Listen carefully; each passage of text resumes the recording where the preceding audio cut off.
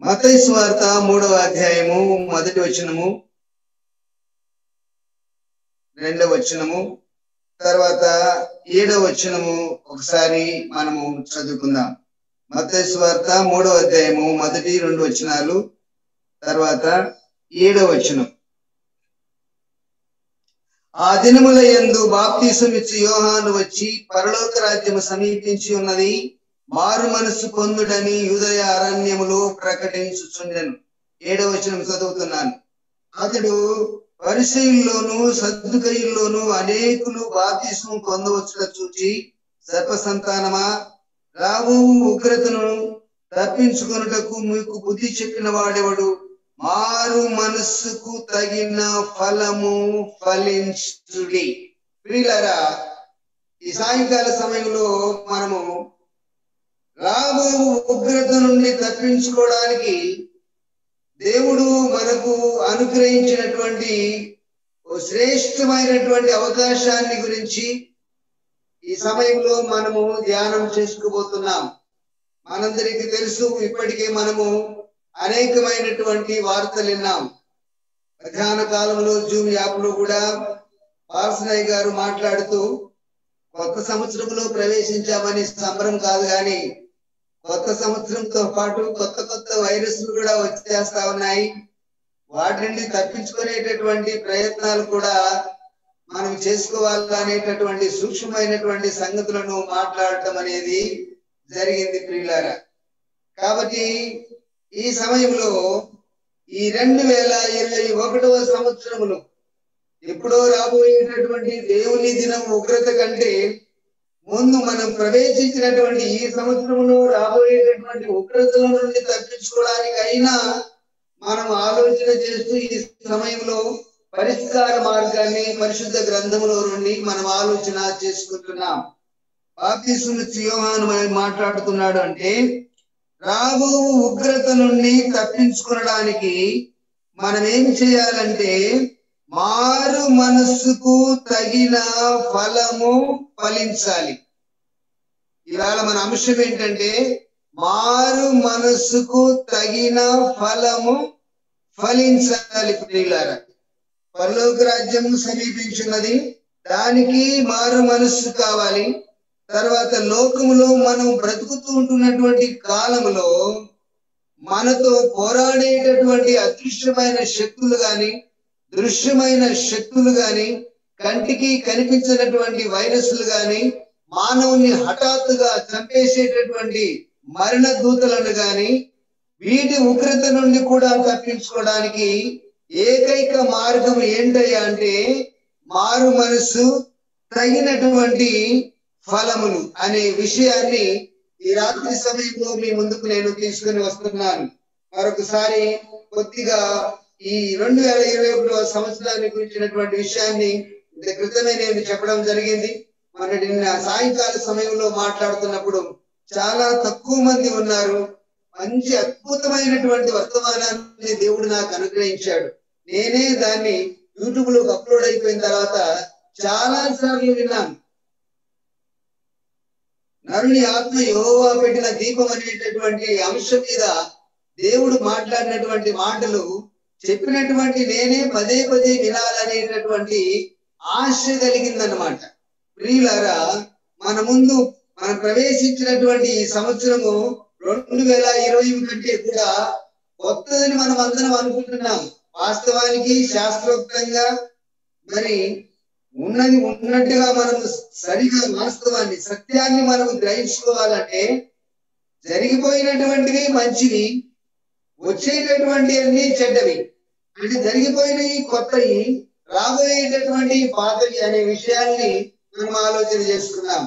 ఒక సూక్ష్మంగా ఒక మాట చెప్తాను. 2019 కంటే 2020 కంటే 2019వ సంవత్సరము బాగున్నదని మనం చెప్పుకున్నాం. అప్పుడు రైళ్లు తిరిగినాయి, విమానాలు తిరిగినాయి, బళ్ళు ఉన్నాయి, స్కూళ్ళు ఉన్నాయి, జాబులు ఉన్నాయి, అందరూ ఆఫీసులకు వెళ్ళే వాళ్ళు, ముక్కులకు ముఖాలకు మాస్కులు కట్టుకునే వాళ్ళు కాదు. తర్వాత మనుషులు దగ్గర ఉండేటటువంటి వారు, అందరూ కౌగులించుకునే వారు, సామూహికంగా కూడుకునేటటువంటి వారు, సభలు జరిపించుకునేటటువంటి వారు. కానీ 2020 సంవత్సరంలో అవన్నీ దూరం అయిపోయింది. ఇప్పుడు 21వ సంవత్సరంలో ఇంకా ఏమవుతాయో తెలియదు. అప్పుడే కొత్త వైరస్ ఒకటి వచ్చిందని బ్రిటన్ న్యూస్ గురించి మనం చూసాం ప్రియులారా. ఇంకా ఏ పరిస్థితులు వస్తాయో మనకు తెలియదు. కాబట్టి ప్రస్తుత పరిస్థితులలో ఎదురయ్యేటటువంటి దేవుని ఇవన్నీ కూడా దేవుని యొక్క ఉగ్రతలే. అవి ఎలా వస్తున్నాయంటే అవి ఒకదాని వెంట ఒకదాని మీద ఒకటి పడకుండా అవి ఎలా ప్రయాణం చేస్తున్నాయో యురేలో చాలా చక్కగా అంటాడు. ఈ వైరస్ ప్రయాణం చేయడం ఈ దేవుని ఉగ్రతకు సంబంధించినటువంటి సైన్యం అవి ఏవైనా కావచ్చు, తెగుళ్ళు కావచ్చు, వైరస్లు కావచ్చు, లేకపోతే యుద్ధాలు కావచ్చు, లేకపోతే ఇంకా అనేకమైనటువంటి సమస్యలు కావచ్చు. ఇవన్నీ ఒకదాని మీద ఒకటి పడకుండా ఢీకొనకుండా అవన్నీ పర్వతాలు లోయలు అన్ని ఎక్కి అవి ఒకదాని చాలా వేగంగా పరిగెడుతున్నాయి, ఓడలు ఎక్కుతున్నాయి, కిటికీ కద్దల్లో నుండి ఇళ్లలోకి జొరబడుతున్నాయి. సంహారపు దూతలకు సంబంధించినటువంటి తెగుళ్ళు అన్నమాట. కాబట్టి పిల్లారా, మనము భయంకరమైన దినాల్లో ఉన్నాం, అపాయకరమైన దినములలో ఉన్నాం. పరిశుద్ధ గ్రంథంలో చాలా క్లియర్ గా మనం చూస్తాం. అంత్య దినములలో అపాయకరమైనటువంటి కాలములు వచ్చును అని చెప్పేసి, దినములు చెడ్డవి అనేటటువంటి విషయాలను మనము గమనిస్తున్నాం ప్రియులారా. అసలైనటువంటి యెహోవా ఉగ్ర దినం రావడానికి ముందుగానే ఇవన్నీ కూడా సూచనలు అన్నమాట. ఇప్పుడు మన జీవితంలో జరుగుతున్నటువంటి ఇవన్నీ కూడా కేవలము సూచనలకే ప్రపంచం బెంబేలెత్తిపోతుంది. రేపు దేవుని ఉగ్రత వచ్చినప్పుడు ఎలా ఉంటుందో అది మన ఊహకు అందదన్నమాట. అంత భయంకరంగా ఉంటుందన్నమాట. కాబట్టి ప్రియులారా, వీటన్నిటి నుండి మనము తప్పించుకోవడానికి ప్రధానమైనటువంటి ఒక గొప్ప సూత్రం ఏంటంటే చాలా ఉచితముగా, చాలా సులువుగా, ఇక ఏ పెట్టుబడి లేకుండా అందరూ పొందడానికి వీలు కలిగినటువంటి యాంటీవైరస్. ఎవరైనా సరే ప్రతి ఒక్కరికి ఉచితముగా ఇవ్వబడుతుంది. అది ఎంత పెద్ద రోగమైనా సరే, ఎంత చిన్న రోగమైనా సరే, ఎంత పెద్ద సమస్య అయినా సరే, ఎంత చిన్న సమస్య అయినా సరే, దేవుడు మనల్ని కాపాడేటటువంటి విధానాన్ని మనం పరిశుద్ధ గ్రంథంలో పరిశీలించినట్లయితే ప్రియులారా, అసలు మన ఊహకు అందదు ఆయన మనల్ని కాపాడేటటువంటి విధానం. మనము నడిచేటప్పుడు మన పాదాలకు రాళ్ళు తగలకుండా ఆయన కాపలా ఏర్పాటు చేశాడు. మనం ఎక్కడో చూసుకుంటూ నడుచుకుంటూ వెళ్ళిపోతుంటాం, కానీ మనం నడుస్తున్నటువంటి దారులు బోల్డన్ని రాళ్ళు ఉంటాయి. కానీ ఆ రాళ్ళను తగులుకోకుండా మనం నడిచిపోతా ఉంటామంటే కారణం ఏంటంటే దేవుడు తప్పిస్తూ ఉంటాడన్నమాట. చాలా ఆశ్చర్యకరమైన విషయాలు ఉన్నాయి. అంత ఎందుకండి, అసలు మన తల ఎంట్రుకలు ఉన్నాయో, మన తల ఎంట్రుకలు ఎన్ని ఉన్నాయో మనకు తెలుసా? మనకు తెలియదు. కొన్ని సైంటిస్టులని లెక్క పెట్టగలుగుతారా? ఒక పక్క నుండి లెక్క పెట్టుకొని ఆఖరికి వచ్చినప్పటికీ మళ్ళా ఎన్ని రాలిపోయింటారు, ఎన్ని కొత్త వచ్చింటారో తెలియదు. ఎవరు లెక్క పెట్టలేరు. మనకున్నటువంటి తల వెంట్రుకలను కూడా ఎవరు లెక్క పెట్టలేదు, కంప్యూటర్ కూడా లెక్క పెట్టలేదు. కానీ తల వెంట్రుకలన్నీ కూడా నా లెక్కల్లో ఉన్నాయని అంటాడు. అంటే ఎంత జాగ్రత్తగా దేవుడు మనలను కేర్ తీసుకుంటున్నాడో అనే విషయాలను ఆలోచన చేసినప్పుడు మనకు దేవుని ప్రేమ అర్థమైపోతుంది. కాబట్టి దేవుడు ఎవరిని ద్వేషించకుండా అందరికీ ఉచితముగా ఏ భయంకరమైనటువంటి సమస్యలైనా సరే పరిష్కారం దొరికేటటువంటి మందును దేవుడు మనకు అనుగ్రహించాడు. అదేమిటంటే మారు మనసుకు తగినటువంటి ఫలములు ఫలించేటటువంటి అవకాశం లేక వీలు. అది యేసుక్రీస్తునందు విశ్వాసముంచడం వలన, ఆయన ప్రేమను మనము గుర్తించడం వలన మారు మనసుకు తగినటువంటి ఫలములను ఫలించేటటువంటి మనస్సు మనకు కలుగుతుందన్నమాట. అది ఎంత అద్భుతంగా ఉంటుందనే విషయాన్ని మనము ఆలోచన చేస్తే అర్థమవుతుంది. వీలైతే ఈ సమయంలో ఆ విషయాన్ని ఒక్కసారి ఈ కళ్ళ ముందు నేను ఉంచుతాను. క్రిస్మస్ టైంలో చాలా సార్లు నేను చెప్పాను. ఈ సమయంలో కూడా వీలైతే మారు మనసుకు తగిన ఫలమును ఫలించడానికి, మనకు మనసు కలగడానికి దేవుడు మన ఎడల చూపిన ప్రేమ, మనము మారు మనసు పొందడానికి ఆయన మన కొరకై పడిన ప్రయాసము, నలగొట్టబడిన రీతి, జన్మించిన రీతి, జీవించిన రీతి, చనిపోయినటువంటి రీతి, వీటన్నిటిని మనం ఆలోచన చేసి ఆ తర్వాత అసలు ఆ బాడీ ఎవరిదనేటటువంటి విషయాన్ని ఆలోచన చేస్తే ప్రపంచమంతా ఆయన ముందు మోకరించి ఆయన అంగీకరించవలసినటువంటి సత్యం అన్నమాట పిల్లారా. ఇది స్పష్టంగా జరగబోయేటటువంటి అంశం. అతి శీఘ్రముగా ఆ వాక్యం నెరవేరబోతుంది. ప్రతి వాని మోకాలు ఆయన నామమును వంగుతుంది, ప్రతి వాని నాలుక ఆయనను స్తుతిస్తుంది. ఇప్పటికే ప్రపంచమంతా ఆయన మీదనే ఆధారపడి బ్రతుకుతా ఉంది. నేను చాలా సార్లు చెప్పాను, నువ్వు దేవుడిని నమ్ముతున్నావంటే యేసు ప్రభుని నమ్ముతున్నావని అర్థం. దేవుడు లేకపోతే మనకు అసలు మనుగడే లేదు. ఆయనే మనకు గుర్తింపు, ఆయనే మనకు ఐడెంటిఫికేషన్, ఆ డేటే మనకు రికమెండేషన్. అది లేకపోతే ఏమీ నడవదు ప్రియులారా. చాలా చాలా అద్భుతమైనటువంటి సంగతి. ఎవరికి ఈ విషయాలు అర్థం కావడం లేదనమాట. కాబట్టి ఈ సమయంలో మరి నేను పక్కకి వెళ్ళదలుచుకోలేదు. ఇవాళ నా టాపిక్ ఏంటంటే మారు మనస్సుకు తగిన ఫలమును మనము ఫలించాలి. అది ఎలాంటిది అనే విషయాన్ని ఇప్పుడు మనము ఒక నిష్కలంకుడి దగ్గరికి వెళ్తున్నాం, ఒక పవిత్రుడి దగ్గరికి వెళ్తున్నాం. బైబిల్లో చాలా విచిత్రంగా ఉంటాయి పేర్లు. పవిత్రుడు అంటే ఎవరో చెప్పండి చూద్దాం. నిష్కలంకుడు లేక పరిశుద్ధుడు లేక పవిత్రుడు. ఆయన కొత్త నిబంధనలో ఉన్నాడు. ఆయన పేరు మీ అందరికీ తెలుసు. అంటే ఒక క్లూ ఇస్తే మీరు పేరు చెప్పగలుగుతారు.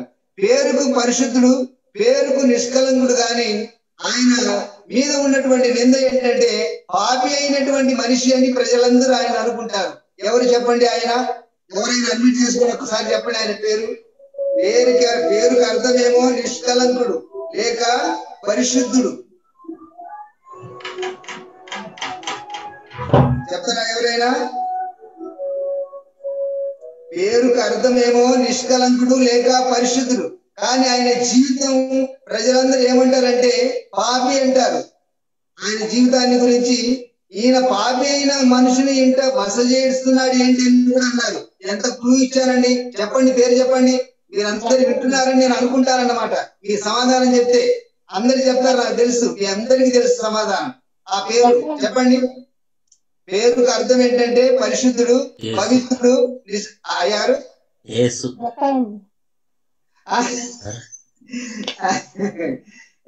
ఎవరమ్మా చెక్క అని చెప్పింది? ఎవరు? వెరీ గుడ్, థ్యాంక్ యూ తల్లి. కరెక్ట్. ఎందుకంటే అయ్యగారు మొత్తాన్ని పరలోకానికి వెళ్ళిపోయారు. రైట్. ఇక్కడ అయితే ఈయన పేరేమో నిష్కలంకుడు, పరిశుద్ధుడు లేక పవిత్రుడు. కానీ ఆయన గురించి లోకమంతా ఏమనుకుంటుందంటే పాపి అయిన మనిషి అని అనుకుంటున్నారు. ఆయన గురించి లోకమంతా పాపి అయిన మనిషి అని అనుకుంటున్నారు. ఈయనకు ఎరుకోలో ఉంటాడు. ఈయన ట్యాక్స్ కలెక్టర్, సుంకపు గుత్తదారుడు. మనందరికీ తెలుసు. జక్కయ్య గురించి తెలియనటువంటి క్రైస్తవులు ఎవరు తెలియరు. అసలు సండే స్కూల్లో జక్కయ్య కథ విననటువంటి వాళ్ళు కూడా ఎవరు ఉండరన్నమాట. జక్కయ్య అంటే మరి మనందరికీ తెలుసు. ఆయన జీవన విధానాన్ని గురించి, ఆయన పొట్టివాడని, యేసు ప్రభువును చూడడానికి చెట్టెక్కాడని.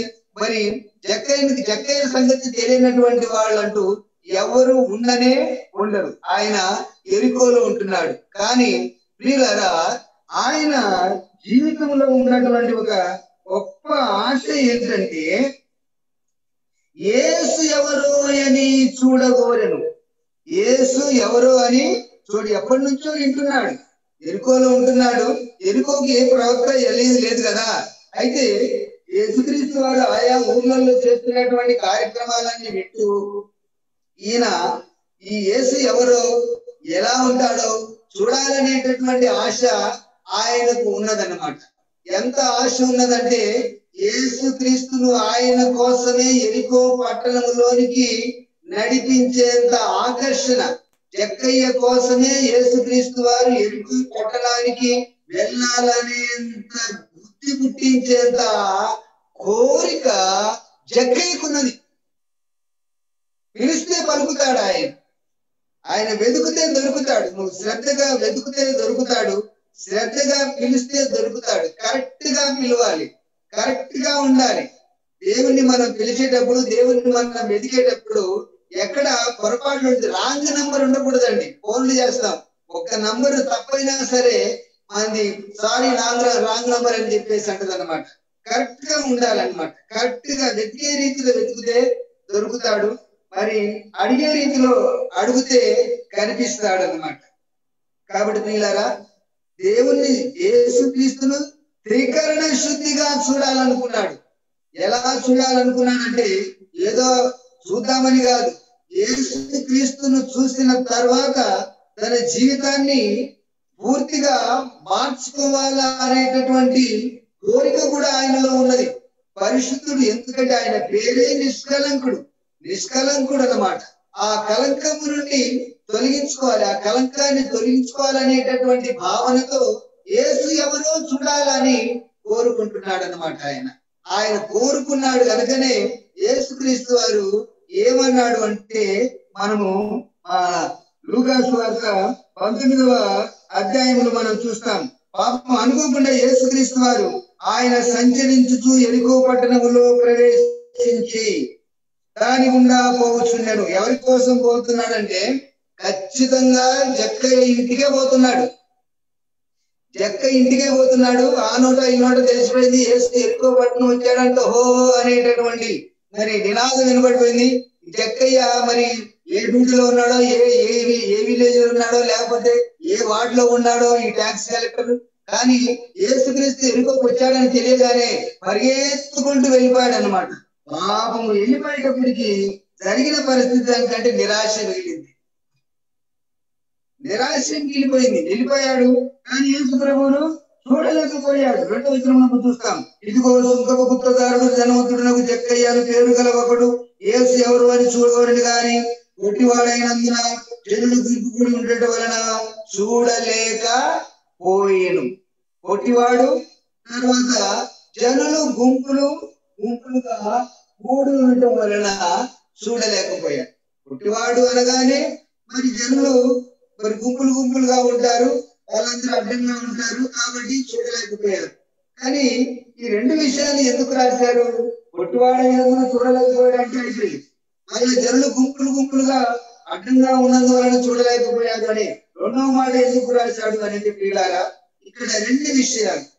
ఆయన పొట్టివాడు అనేటటువంటి దానికి ఆయన బలహీనతను, లేకపోతే ఆయన రోధ జీవితాన్ని, లేకపోతే ఆయన లంచగొడ్డి జీవితాన్ని, ఆయన పాపపు జీవితాన్ని, పుట్టితనాన్ని ఆ పుట్టితనానికి మనం మార్చుకోవచ్చు. ఆ తర్వాత జనులు గుంపులుగా కూడి ఉన్నారంటే ఆయన చేసినటువంటి కార్యక్రమాలన్నీ దేవునికి మనకును అడ్డు వచ్చి ఉన్నాయి. ఈ పాపములు మీకును మీ దేవునికి అడ్డు వచ్చి ఉన్నాయి అనేటటువంటి ఆ సంగతులనుగా మనము పోల్చుకోవచ్చు. సరే, మనం కిందికి వెళ్ళిపోదాం. ఇప్పుడు చూడండి, అప్పుడు యేసు ఆ త్రోవన రానయ్యాను కనుక అతను ముందుగా పరిగెత్తి 4వ వచనం, ఆయన చూసుటకు ఒక మేడి చెట్టు ఎక్కాను. యేసు ఆ చోటికి వచ్చినప్పుడు కన్నులు ఎత్తి చూసి జక్కయ్యా, చూడండి, జక్కయ్యా త్వరగా దిగుమన్నాడు. అప్పుడు జక్కయ్య ఏం చేశాడు చూడండి, నేడు నేను నీ ఇంట ఉండవలసి ఉన్నదని అతనితో చెప్పగా అతడు త్వరగా దిగి సంతోషముతో ఆయనను చేర్చుకుని. పిల్లారా, ఈ రాత్రి సమయంలో దేవుడు మనల్ని పిలుస్తున్నాడు. తర్వాతనైనా సరే, యూట్యూబ్లోనైనా సరే దీన్ని చూసేటటువంటి వారు ఈ మాటలు వింటున్నప్పుడు దేవుడు నిన్ను పేరు పెట్టి మరి పిలుస్తున్నాడు. జక్కయ్య త్వరగా దిగుము. పుట్టివాడే కానీ పైకెక్కాడు, కిందికి దిగమంటున్నాడు. త్వరగా దిగుము, నేడు నేను నీ ఇంట ఉండవలసి ఉన్నది అని అన్నాడు. అప్పుడు జక్కయ్య ఏం చేశాడంటే యేసు ప్రభువు చెప్పినట్లుగానే విన్నాడు. నిదానంగా దిగలేదండి. త్వరగా దిగమంటే త్వరగా దిగాడు అంతే. టయానికి రమ్మంటే టయానికి రావాలి. అర్థమవుతుందండి. 8 గంటలకు జూము స్టార్ట్ అయింది అనుకోండి, 8 గంటలకు మనము రావాలి, త్వరగా రావాలి. ఆ పాటలు, తర్వాత పాటలు, ఇంట్రడక్షన్, లేకపోతే ప్రార్థనలు అయిపోయి 10-15 నిమిషాలు అయిపోతుంది, అప్పుడు జాయిన్ అవ్వచ్చులేని కొందరు అనుకుంటుంటారు. కాదు పిల్లారా, త్వరగా రావాలి, రైట్ టైం కు మనము రావాలి. ఎందుకంటే ఒక హెచ్చరికగా నాకున్న స్వతంత్రతను బట్టి నేను తెలియజేస్తున్నాను. అంటే ఆనంద ప్రవాహాల మీద ఉన్నటువంటి ప్రేమను బట్టి, మరి దేవుని ప్రేమను బట్టి నేను చెప్తున్నాను. నేను వేరే గర్వంగానో లేకపోతే గొప్పంగానో మాట్లాడతలేదు. ఇది దేవుడు నాకు అనుసరించిన ప్రేమను బట్టి, మీ మీద ఉన్నటువంటి ప్రేమను బట్టి, ఆనంద ప్రవాహాలు ప్రేమతో మనల్ని ఈ విషయాన్ని ఇలాగా ప్రశ్నిస్తున్నాయి అన్నమాట. కాబట్టి త్వరగా రమ్మనగానే జక్కయ్య ఏం చేశాడంటే త్వరగా దిగి ఎలా చేర్చుకున్నాడు ఆయన్ను? సంతోషముతో ఆయనను చేర్చుకున్నాడు. సంతోషముతో ఆయనను చేర్చుకున్నాడు. ప్రియులారా, సంతోషంతో దేవుని సన్నిధికి మనం వెళ్ళాలంటే మనము సంతోషంతో వెళ్ళాలి. అతడు త్వరగా దిగి సంతోషంతో ఆయనను చేర్చుకున్నాడు. యేసు ప్రభువును మనము సంతోషంతో చేర్చుకోవాలి. మన ఇంట్లోకి, మన హృదయం అనే ఇంట్లోకి సంతోషం అనేటటువంటి సంతోషంతో చేర్చుకోవాలి. అది కూడా లేట్ చేయకూడదు. లేట్ చేస్తే ఏం జరుగుతుందో తెలియదు. ఒక సెకండ్ లేట్ అయినా సరే ఏదైనా జరగవచ్చు. కాబట్టి అందుకే బైబిల్లో ఏం రాయబడిందంటే నేడే రక్షణ దినము, ఇదే రక్షణ దినము, ఇదే అంటాడు. ఇదే అనుకూల సమయం, నేడే రక్షణ దినం అని అంటాడన్నమాట.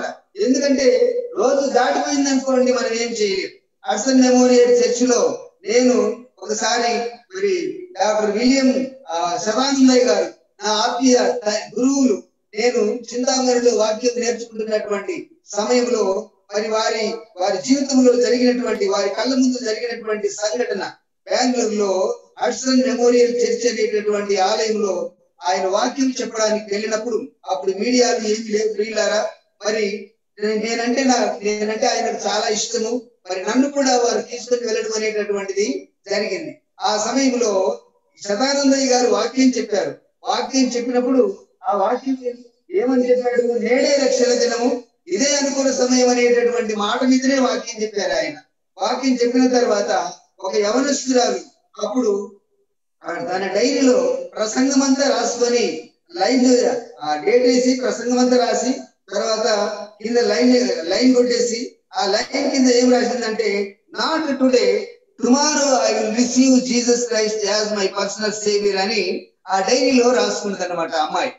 నాట్ టుడే అంటే ఆయన ఇప్పుడే రక్షణ పొందు, ఈ రోజే రక్షణ పొందు ఆయన చెప్తే వీడేం చేసిందంటే, పాపం ఏమున్నాయో ఏమో ఆవిడ మనసులో, ఒకవేళ ఏమైనా ఆలోచనలు ఉన్నాయేమో అవి తీసుకున్న తర్వాత, లేకపోతే ఏమైనా మొక్కుల వాళ్ళు ఉన్నాయేమో అవి తీసుకున్న తర్వాత దేవుని నమ్ముకుందాము, ఏ పేసుప్రభు నమ్ముకుందాం అనుకొని ఆ డైరీలో అలా రాసుకున్నది అనమాట. ప్రార్థన అంతా అయిపోయింది. అందరు బయటకు వచ్చేటప్పటికి రోడ్డు అంతా గుంపుడిపోయింది. 1980వ సంవత్సరం అనుకుంటా అనేది. ఆ టైంలో ప్రియులారా, ఆ టైంలో జనాలందరూ రోడ్డు మీద ఉన్నారు. ఏంటంటే యాక్సిడెంట్. ఏంటి యాక్సిడెంట్ అని చూస్తే చర్చికి వచ్చినటువంటి అమ్మాయి మామూలుగా మరి స్కూటీ, అప్పుడు ఆ టైంలో అది వెస్పా అనేటటువంటి స్కూటర్ ఉండేది అనమాట. ఆ స్కూటర్ లో ఆ అమ్మాయి ప్రార్థనకు వచ్చేసి పెద్ద లారీ గుద్దేసింది. ఆ అమ్మాయి మీద నుండి వెళ్ళిపోయింది. స్కూటీ పక్కన పడిపోయింది. ఆ అమ్మాయి మీద నుండి లారీ వెళ్ళిపోయింది. అమ్మాయి ఏమి లేదు, మామూలుగా చాపలాగా చనిపోయింది. ఆ తర్వాత అంటే రోడ్డుకు అతుకొని పోయింది అనమాట. పెద్ద లారీ వెళ్ళిపోయింది. ఆ తర్వాత డైరీ పక్కన పడింది. సరిగ్గా ఎక్కడైతే రాసిందో అక్కడే పెన్ను ఉంది. ఆ పెన్ను దగ్గర ఉన్నటువంటి మాట ఏంటంటే, not today, tomorrow I will receive Jesus Christ as my personal saviour. ఈ రోజు కాదు, రేపు యేసుక్రీస్తును నా సొంత రక్షకునిగా అంగీకరిస్తానని రాసుకున్నది. వీళ్ళగా ఒక్క నిమిషం ఆలస్యమైతే ఏమైనా జరగవచ్చు.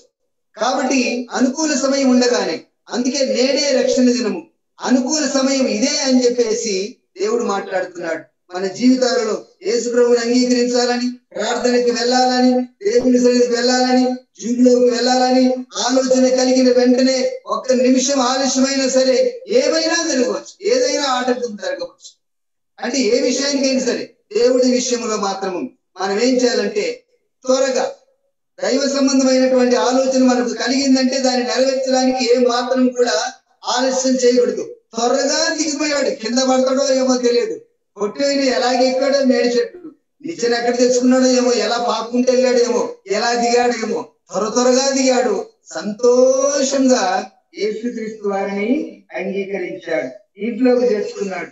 అప్పుడు అందరూ అనుకున్నారనమాట, అందరూ అది చూసి ఈయన పాపి, ఈయన మనిషిని యొక్క బస చేయగలనని చాలా సనుక్కున్నారు. ఇంకా చూడండి, అద్భుతమైన విషయం మనం చాలా సార్లు వినింటాం, కానీ ఇలా వినిండమండి. ఇప్పుడు నేను నా సబ్జెక్ట్ ఏంటంటే, మారు మనస్సుకు తగిన ఫలం ఫలించుడి అనేది నా అంశం. మారు మనస్సుకు తగిన ఫలమును ఫలించుడు అనేటటువంటిది నా అంశం. కాబట్టి ఇప్పుడు యేసుక్రీస్తు వారు జక్కయ్యతో ఏం మాట్లాడలేదు. జక్కయ్య, నువ్వు ఫలానా సాటు లంచం తీసుకున్నావు, ఫలానా సాటు అన్యాయం చేశావు, ఫలానా సాటు నువ్వు ఈ రకంగా తప్పు పనులు చేశావు, నువ్వు ఇన్ని పొరపాట్లు చేశావు అని యేసుక్రీస్తు వారు జక్కయ్యతో ఏమీ మాట్లాడలేదు. యేసుక్రీస్తు వారు ఆ ఇంట్లోకి వెళ్ళిన తర్వాత జనులందరూ అది చూసి ఈయన పాపి అయిన మనుషుని యొద్ద బస చేయ వెళ్ళనని చాలా సనుక్కున్నారు. ఇంకా ఏమి టాపిక్ లేదు అక్కడ. జక్కయ్య నిలబడి ఏం మాట్లాడినట్లేదు. యేసుక్రీస్తు జక్కయ్య ఏం మాట్లాడినట్టు లేదనమాట. ఏం జక్కయ్య బాగున్నావా, నన్ను చూడాలని ఎందుకు అనిపించింది నీకు? అలాంటి సంభాషణలు ఏమి అనిపించలేదు. నువ్వు నన్ను చూడాలన్నావు, అందుకే నేను జక్కయ్య నీ ఇంటికి వచ్చానని కూడా యేసు మాట్లాడలేదు. ఊరికే లోపలికి వెళ్ళాడు. జక్కయ్య ఇక్కడ నిల్చున్నారు, జనులందరూ గుసగుసలాడిపోతున్నారు, పాపి ఇంట్లో అయినా బస చేయడానికి వెళ్ళాలని చెప్పేసి.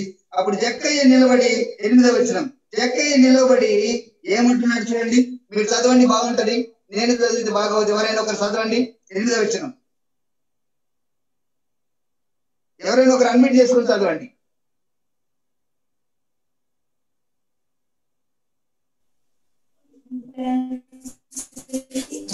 నిలవబడి, ఇదిగో ప్రభువా, నా ఆస్తిలో సగం బిడ్డలకు ఇచ్చుచున్నాను. నేను ఎవరి యొద్దనైనాను అన్యాయంగా దేనినైనాను తీసుకునే ఎడల అతనికి 4 గంటలు మరలా చెల్లించునని ప్రభువుతో చెప్పాను. ఇక్కడ ఎంత అద్భుతమైనటువంటి విషయం అంటే ఇది నాకు చాలా ఆశ్చర్యం వేస్తుంది అనమాట. ప్రియులారా, యేసు ప్రభువును చూశాడు. యేసు ఎవరు చూడాలని కోరిక కలిగింది. యేసుక్రీస్తు వారు జక్కయ్య ఇంట్లోకి వెళ్ళిన తర్వాత జక్కయ్య యేసు ప్రభువును చూశాడు. యేసును చూసిన తర్వాత ఆయనలో ఏం కలిగింది చెప్పండి? చూశాడు. యేసు ప్రభు ఏం చెప్పలేదు. జక్కయ్య నువ్వు మారు మనసు పొందని కూడా ఏం చెప్పలే. జక్కయ్య నువ్వు మారు అని కూడా ఏం మాట్లాడలేదు. యేసును చూశాడు నిలబడి, అంతే. యేసును చూశారు. జనాలు ఏమేమో అనుకుంటున్నారు, ఎవరు ఏమన్నా అనుకున్నాడు. కానీ జక్కయ్య యేసు ప్రభువుతో పలకరిస్తున్నాడు. జక్కయ్య యేసు ప్రభువును మాట్లాడించాడు. ఏమని మాట్లాడించాడు?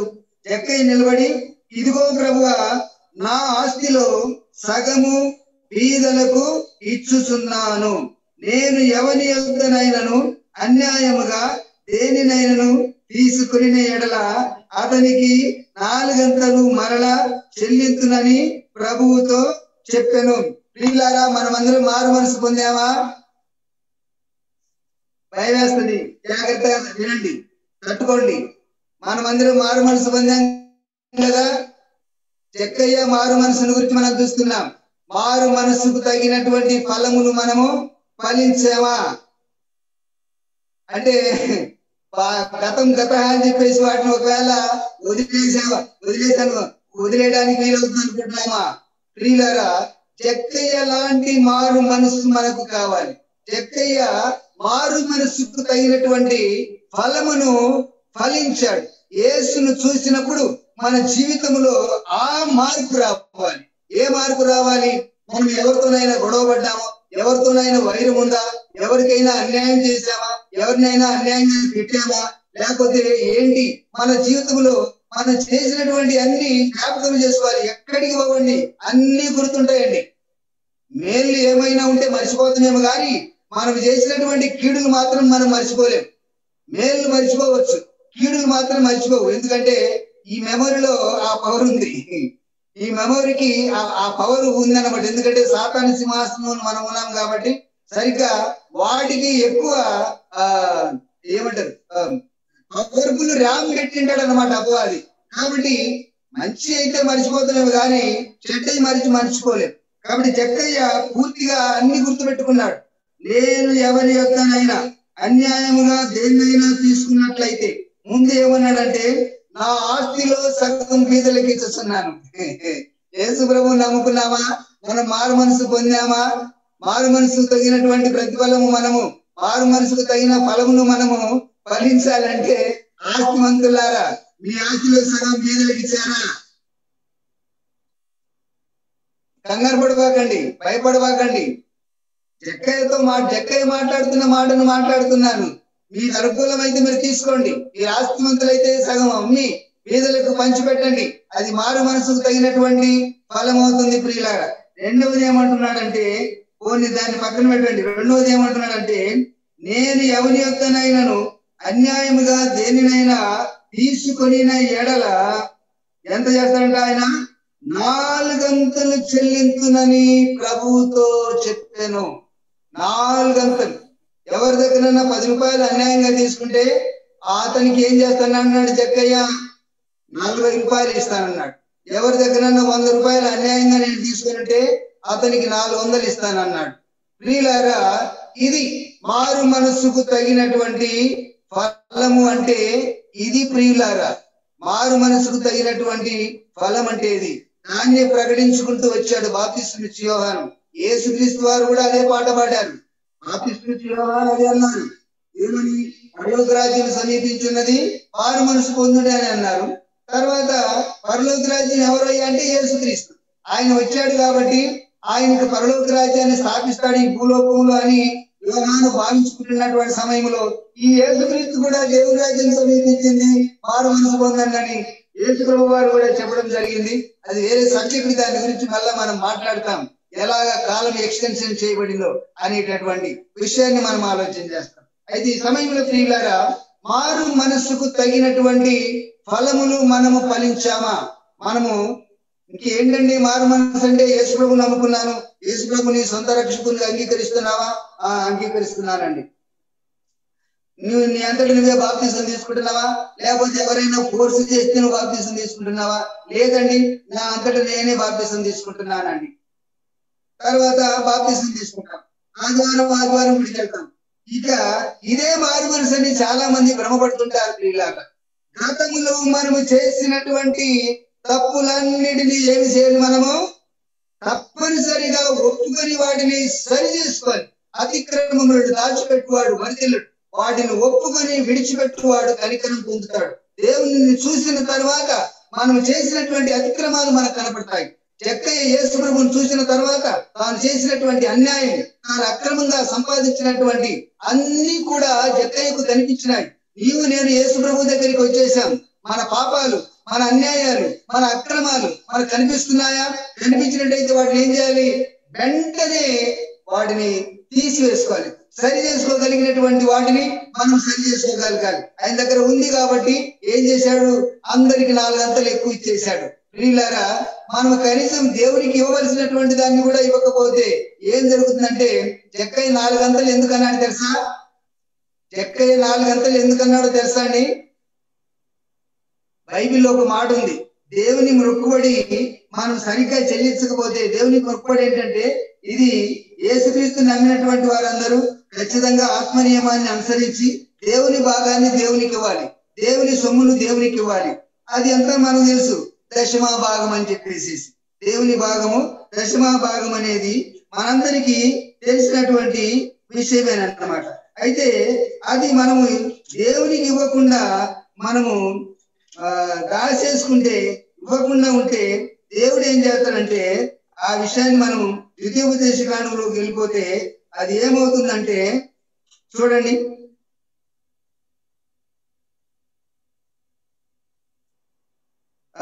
23వ అధ్యాయం ద్వితీయోపదేశ కాండము 21వ వచనం. నీవు నీ దేవుడైన యెహోవాకు మొక్కుకొనిన తర్వాత ఆ మొక్కుబడి చెల్లించుటకు తడువు చేయకూడదు. నీ దేవుడైన యెహోవా తప్పక నీ వలన దానిని రాబట్టుకును, అది నీకు పాపమగును. నీవు మొక్కుకొనని ఎడల నీ యందు ఆ పాపం ఉండదు.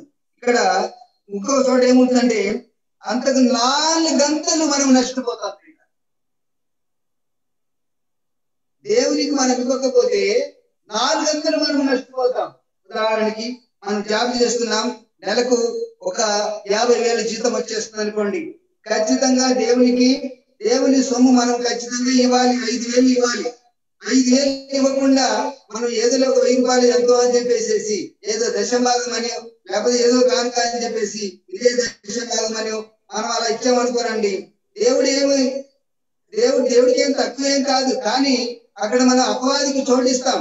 మిగిలినటువంటి ఈ 50,000లో ఒక 1,000 రూపాయలు, 50,000లో 1,000 రూపాయలు దేవునికి ఇస్తే 49,000 ఉంటాయి కదా. ఈ 49,000 మీద సాతానుకు అధికారం వస్తుంది. అదే 50,000లో దశమ భాగము 5,000 దేవుడికి మనం ఇచ్చామనుకోనండి, అపవాది ఈ 45,000ని టచ్ చేయలేడు. అర్థమవుతుందండి? ఈ 45,000 టచ్ చేయలేడు. అలా కాకుండా మనం దేవుని సొమ్మును దేవునికి ఇవ్వకపోతే అపవాదికి మిగిలినటువంటి దీని మీద ఏంటంటే అధికారం ఉంది కాబట్టి వాడు ఏం చేస్తాడంటే హాస్పిటళ్లకో, లేకపోతే పురుగుల మందులకో, లేకపోతే ఏదో అనవసరమైన ఖర్చులకో, ఏదో అనవసరమైనటువంటి ప్రయాణాలకో, లేకపోతే అనవసరమైనటువంటి మరి పళ్ళు పాడైపోయి వాటి రిపేర్లకో అంతకు 4,000 పోతాయి. అంటే 5,000 ఇవ్వాల్సినటువంటి దానికి బదులుగా ఎంత పోతాయి చెప్పండి? 20,000 పోతాయి. అందుకే జక్కయ్య అక్కడ ఏమంటున్నాడంటే దేవుని నీతిని నెరవేరుస్తున్నాడు. మారు మనసుకు తగినటువంటి ఫలమును అక్కడ జక్కయ్య ఫలిస్తున్నాడు. నేను ఎవరి యొద్దనైనను అన్యాయంగా ఏమైనా తీసుకున్నట్లయితే 4 గంటలు వారికి చెల్లిస్తానన్నాడు. ఆస్తిలో సగం పేదలకు ఇస్తానన్నాడు. ఒకసారి ఒక యవనస్తుడు యేసు ప్రభు దగ్గరికి వచ్చాడు. మీ అందరికి అర్థమైపోయింది. నీ దగ్గరికి కూడా వచ్చేస్తాడు ఈ ప్రసంగి అని అనుకుని నింటారు మీరు. ప్రభా, నేను నిన్ను వెంబడిస్తాను, నిత్య జీవనకు వారసులు అవ్వాలని అనుకుంటున్నాను అని చెప్పేసి యేసు ప్రభు దగ్గరికి వెళ్తే, చాలా మంచిది, నిత్య జీవనకు వారసులు అవ్వాలనుకుంటున్నావు, ఏం చేస్తున్నావు అంటే మోసే ధర్మశాస్త్రం ప్రకారం నడుచు, నువ్వు నిత్య జీవానికి వారసులు అవుతావు అంటే అవన్నీ చేసేస్తున్నాను, ఇంకా ఏమైనా నాకు తక్కువ ఉందా అని అడిగాడు. ఏం తక్కువ లేదు, నీ కలిగినటువంటి ఆస్తిని అమ్మి పేదలకు పంచిపెట్టు, ఆ తర్వాత నువ్వు వచ్చి నన్ను వెంబడించమన్నాడు. మూతి ముడుచుకుని వెళ్ళిపోయాడు. అనవసరంగా అడుగుతున్నాను, నేను పలకరించకపోయినా బాగుండేదని చెప్పేసి వెళ్ళిపోయాడు. యేసు ప్రభువును చూస్తే, నిజంగా యేసు ప్రభువును చూస్తే ఈ మార్పు రావాలండి. మనం చూసామో యేసు ప్రభువును, మన జీవితంలో ఈ మార్పు ఉందా ప్రియులారా? మీరు ఆలోచన చేసుకోండి. నేను చాలా గట్టిగా మాట్లాడుతున్నా. యేసు ప్రభువును చూసిన తర్వాత జక్కయ్యలో మార్పు వచ్చేసింది అనమాట. జక్కయ్య యేసు ప్రభువుని ఏం చూడలేదు, మామూలుగా ఉన్నప్పుడే చూశాడు. కానీ మనం యేసు ప్రభువుని అంతా చూసాం. యేసుక్రీస్తు వారిని మనము అంతా చూసాం. ఎలా పుట్టాడు, ఎలా పెరిగాడు, ఎలా చనిపోయాడు అనే సంగతులన్నీ చూసాం.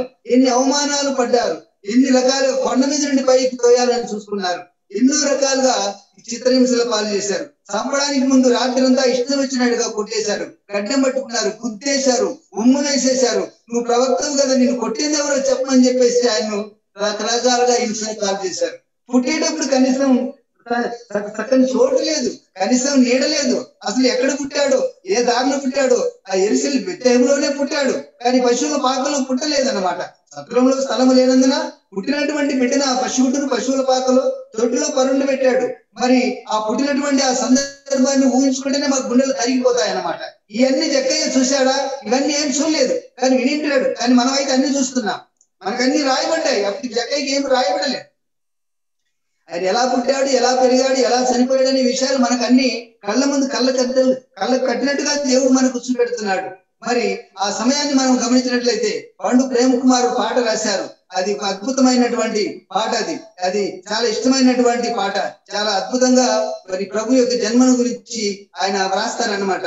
అసలు ఆ మాట వింటేనే చాలు కళ్ళమటి నీళ్ళు వచ్చేస్తాయి. చల్లగాలిలో చాటు లేక నలుమూలలా చలి పుట్టెనయ్యా, పసికందువై ఓ యేసయ్యా, వెలివడిలో పవలించితివా, ఎంత దీనాదిది. పరిమ తల్లికి ఎవరు పురుడు పోశారు? ఎవరైనా నర్సులున్నారా? ఏదైనా హాస్పిటల్ ఉన్నదా? ఎవరైనా మంత్రసారి ఉన్నారా? ఏసేపు పోయగలుగుతాడా? ఏం తెలుసు వాళ్ళకి? ఎంగేజ్మెంట్ అంతా అయింది, ఎవరు ఇస్తున్నారు వాళ్ళకి? అసలు ఏం తెలుసు? ఆ కాలం అసలు ఏమీ తెలియదు. పెళ్లి ఎందుకు చేసుకుంటారని అడిగినటువంటి వాళ్ళు కూడా ఉన్నారు నా గుర్తులో. నాకు చాలా పెద్ద వయసు ఉందండి. పెళ్లి ఎందుకు చేసుకుంటారని అడిగినటువంటి యవనస్తులు కూడా ఉన్నారు. మరి ఆ కాలంలో మరి యేసేపు ఏం చేసింటాడు? ఆ తల్లి ఒక్కతే ఆ బిడ్డను కని ఉంటుంది. ఆ వేదన ఎంత భయంకరంగా ఉంటుందో, ఎక్కడ కన్నదో ఏమో, ఏ దారిలో కన్నదో ఏమో, మరి ఎక్కడ ఎవరు స్థలం చేయలేదు. అది కూడా అవమానకరమైనటువంటి పరిస్థితి. ఇవ్వలేక, స్థలం లేక ఇవ్వకపోవడం కాదు, పెళ్లి కాకముందే బిడ్డను కన్నది అనేటటువంటి ఒక అభిప్రాయం, ఏదైనా దురభిప్రాయం ఉండి ఎవరైనా వారికి స్థలం ఇవ్వలేదేమో అని నేను అనుకుంటున్నాను సుమా.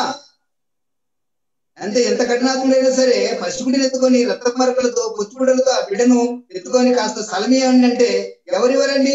ఖచ్చితంగా ఇస్తారు. కావాలని ఇవ్వలేదు. నిందయు సిగ్గును అవమానము కలిగినని నీకు తెలిసే ఉన్నదని అంటాడు కీర్తనల గ్రంథంలో. ఇంకా ఏం కావాలి? ఇంకేం చూస్తారు మీరు? యేసు ప్రభువును చూస్తారా? చనిపోయేటటువంటి సమయాన్ని మీరు చూస్తారా? ఒక మనిషి ప్రాణం పోయేటప్పుడు కనీసం నేల మీద దేహం మోపాలి. నేల మీద దేహం మోపినప్పుడు కనీసం సుఖంగా చనిపోవడానికైనా అవకాశం ఉంటది. ఆయన ప్రాణం పోయేటప్పుడు 2-3 మేకుల మీద వేలాడుతున్నాడు. ఆ చేతికి ఒక మేకు, ఈ చేతికి ఒక మేకు, తర్వాత కాళ్ళకు మేకు. మరి ప్రాణం పోయేటప్పుడు దేహం ఎంత కొట్టగలాడుతుందండి. అసలు ఆ సమయంలో ఎంత బాధపడి ఉంటాడు ఆయన. ప్రాణం పోయేటప్పుడు సుఖంగా ప్రాణం పోవడానికి కూడా ఆధారం లేకుండా నిరాధారముగా వేలాడుతూ అంతరిక్షంలో ప్రాణం పెట్టాడు. చూశారు మీరు యేసు ప్రభువును? నిజంగా యేసు ప్రభువును చూస్తే మీలో మారు మనసు కలిగినటువంటి ఫలము మీరు ఫలించగలుగుతారు. జక్కయ్య యేసు ప్రభువును చూశాడు, మారు మనసు పొందాడు. యేసుక్రీస్తు వెంటనే ఒక మాట అన్నాడు, చదువు తల్లి తర్వాత వచ్చిన చదవండి దయచేసి, తర్వాత వచ్చిన చదవండి దయచేసి. యేసు ప్రభువును చూడడం అంటే అదండి. యేసు ప్రభువును చూడడం అంటే అది. చదవండి. అందుకు యేసు, ఇతడును అబ్రహాము కుమారుడే, ఎందుకనగా నేడు ఈ ఇంటికి రక్షణ వచ్చి ఉన్నది. అందుకు యేసు, ఇతడును అబ్రహాముకు కుమారుడు, ఎందుకనగా నేడు ఈ ఇంటికి రక్షణ వచ్చింది. ప్రియులారా, ఇతడును అబ్రహాము కుమారుడే అని అన్నాడు. అబ్రహాము కుమారుడు అంటే ఎవరు అనుకున్నారు? నిష్కలంకుడు, పరిశుద్ధుడు. అక్కడ యేసుక్రీస్తు వారి జక్కను పరిశుద్ధుడని లోకానికి పరిచయం చేస్తున్నాడు. అబ్రహాము కుమారుడు అని పరిచయం చేస్తున్నాడు. ప్రియులారా, ఎంత అద్భుతమైనటువంటి విషయం ఇది. ఎందుకంటే నేడు ఎవరికి రక్షణ వచ్చింది?